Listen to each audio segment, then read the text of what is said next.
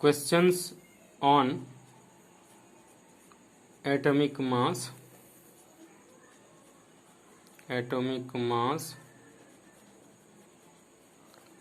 and atomic number.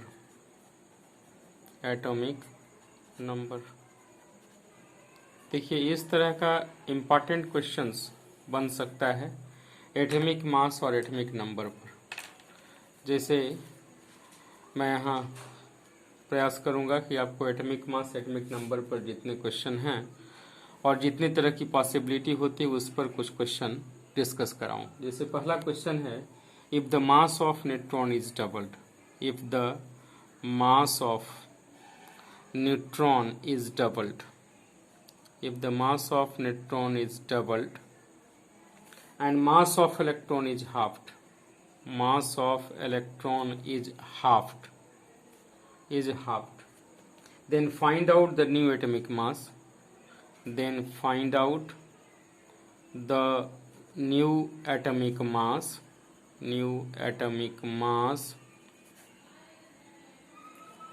of C12 and the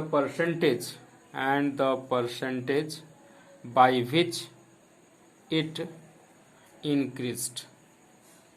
तो देखिए, इस तरह का अगर क्वेश्चन आता हो तो आप इसको किस तरह से बनाएंगे। C612, इसका मतलब कितना हो गया, प्रोटॉन की संख्या 6 AMU हम मान लेते हैं, और न्यूट्रॉन कितना हो गया 6, ये भी 6 AMU हो गया।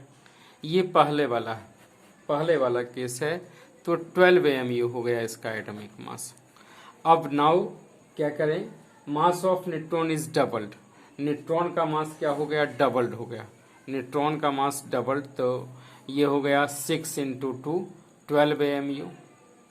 और प्रोटॉन का मास क्या हो गया, इलेक्ट्रॉन का मास हाफ। इलेक्ट्रॉन के मास से कोई अंतर पड़ने वाला नहीं है, प्रोटॉन जितना है उतना ही रहेगा, तो कितना हो गया 6 AMU। तो इसका एटॉमिक मास कितना हो गया 18 AMU। अब देखिए, मास of electron is negligible, so it is not considered in atomic mass. Percentage increment कितना हो गया, न्यू एटॉमिक मास ये होगा, परसेंटेज इंक्रीमेंट 18 - 12 डिवाइडेड बाय 12 × 100 कितना हो गया 50%।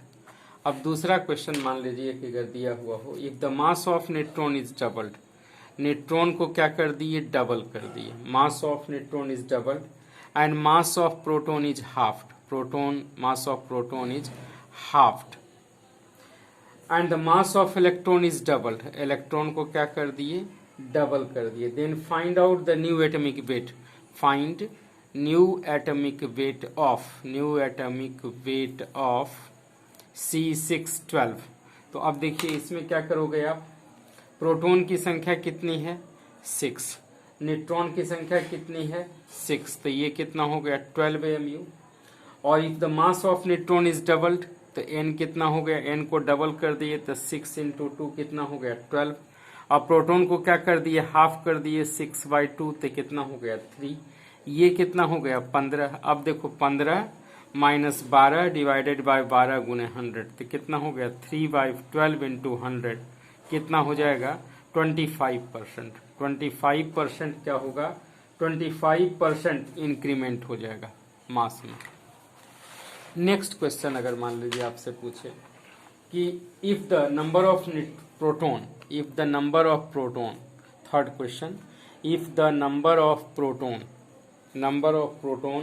in x2 - ion is 16, then number of electron in x2 plus will be what। ठीक है, ये भी एक क्वेश्चन अच्छा बन सकता है, बनेगा। Number of if the number of proton in x2 - ion is 16, तो यहाँ देखो number of proton in x2 - ion 16, तो इसका मतलब इसका एटॉमिक नंबर कितना हो गया, इसका एटॉमिक नंबर 16 है। तो number of electron in x2 plus ion, तो x2 प्लस आयन कितना हो जाएगा, 2 इलेक्ट्रॉन निकलेंगे तो 14 इलेक्ट्रॉन हो जाएंगे। अब देखिए इस तरह का एक और क्वेश्चन बन सकता है। चौथा क्वेश्चन क्या बन सकता है? चौथा question atomic mass atomic number से रिलेटेड कि if in C12 atom if mass of electron is doubled and mass of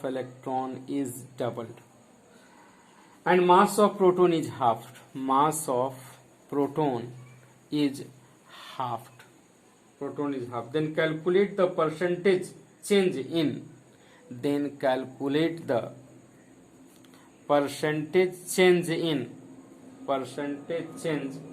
mass number of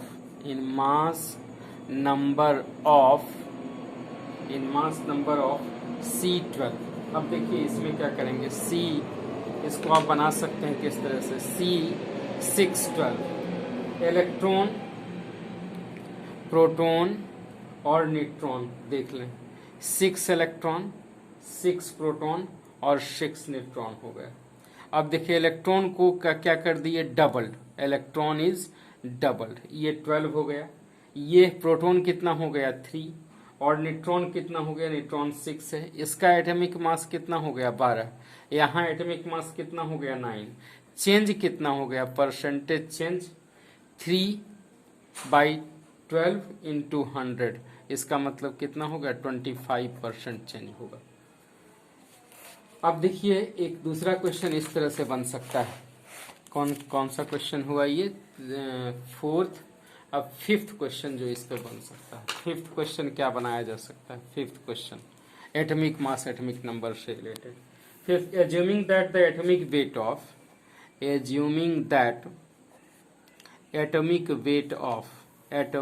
weight of C12 is 150 units from atomic table,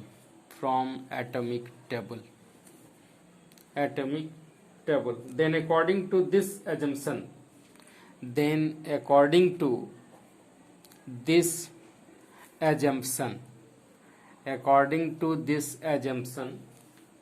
the weight of oxygen 16 will be what।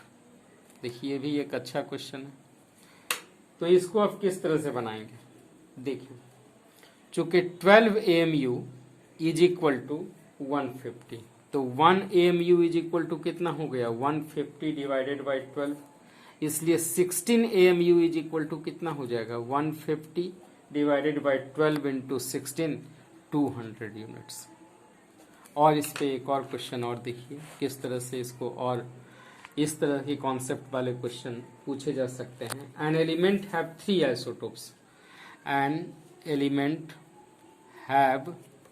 3 isotopes, तीन isotopes उसके, ठीक है, और जिनका wait है 11, 12 और 13। Percentage occurrence दिया हुआ है, परसेंटेज अकरेंस है इनका 85, 10 और 5।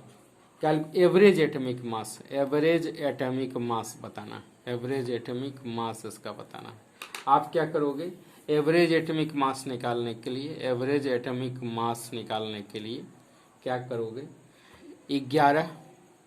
11 वाला कितना है 85% है, 85 प्लस क्या कर दो 12 इंटू 10 कर दो, प्लस 13 इंटू 5 कर दो, डिवाइडेड बाई क्या कर दो 85 प्लस 10 प्लस 5, ये आ गया कितना 1120 डिवाइडेड बाई 100, 11.2, ये हो गया इसका average atomic mass.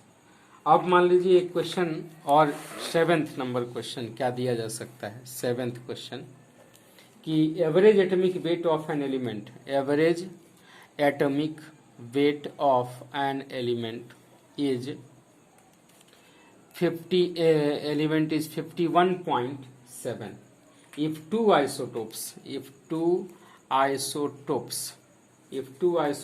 of M50 or M52 are present, then calculate the percentage occurrence of M50 in nature। ठीक है, सिंपल क्वेश्चन है ये। आप इसको किस तरह से बनाओगे, M50 M50 और दूसरा है M52। इसको मान लेते हैं x1, तो x1 plus x2 is equal to कितना हो गया 100, तो x2 इज इक्वल टू कितना हो गया 100 माइनस x1 हो गया ना। अब यहाँ एवरेज एटॉमिक मास निकालोगे, average atomic mass is equal to W1 into x1 plus W2 into x2 divided by x1 plus x2। ये हो गया कितना 51.7 is equal to 50 into x कर दो प्लस 52 इंटू x2 कर दो, x2 जो माने हैं हम लोग x2 इसको x1 मान लेते हैं, डिवाइडेड बाय क्या कर दो x1 प्लस x2। आप इसको सॉल्व करोगे 51.7 is equal to 50x1 plus 52 into 100 minus x1 divided by x1 plus 100 minus क्या कर दो x1। तो ये आ जाएगा कितना 5170 is equal to 50x1 plus 5200 minus 52x1।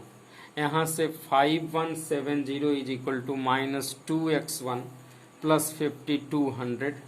यहाँ से 2x1 इज इक्वल टू कितना हो गया 30, x1 इज इक्वल टू हो गया 50, यानी M50 का 15% और M52 का 85% होगा। Okay, thanking you all.